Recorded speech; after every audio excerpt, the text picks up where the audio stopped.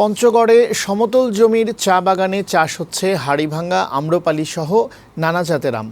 চায়ের সাথে সাথী ফল হিসেবে আম চাষ করে দ্বিগুণ লাভের মুখ দেখছেন চাষিরা। স্থানীয় চাহিদা মিটিয়ে এসব আম যাচ্ছে দেশের বিভিন্ন প্রান্তে। কৃষি বিভাগ বলছে, প্রকল্পের আওতায় এনে কৃষকদের অর্গানিক আম উৎপাদনের প্রশিক্ষণ দেওয়া হচ্ছে।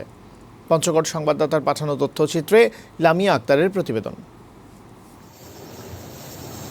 উত্তরের জেলা পঞ্চগড় সমতলের চায়ের রাজ্য হিসেবে পরিচিতি পেয়েছে অনেক আগেই। সমতলের মাটি চায়ের উপযোগী হওয়ায় দ্রুত বাড়ছে চা বাগানের সংখ্যা। চাষিরা এবার সমতলের চা বাগানে মিশ্র ফল হিসেবে হাড়িভাঙ্গা, আম্রপালি, ব্যানানা ম্যাঙ্গো সহ নানা জাতের আমের বাগান গড়ে তুলেছেন।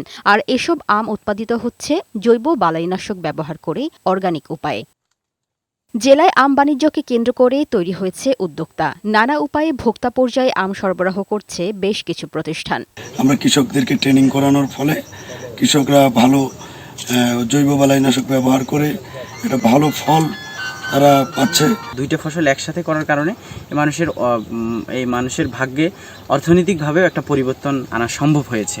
এসব আম বাগানে কাজ করে কর্মসংস্থানের সুযোগ হয়েছে অনেকের। এই মালিকের আমরা কাজ করতেছি, আমাদের এই দিয়ে তা দিয়ে সংসার সুন্দরভাবে চলে বাচ্চাদেরকে পড়ালেখা করাতে পারি। আমরা এখানে 8 জন কাজ করি। এখান থেকে এটাই আমাদের সংসার চলে।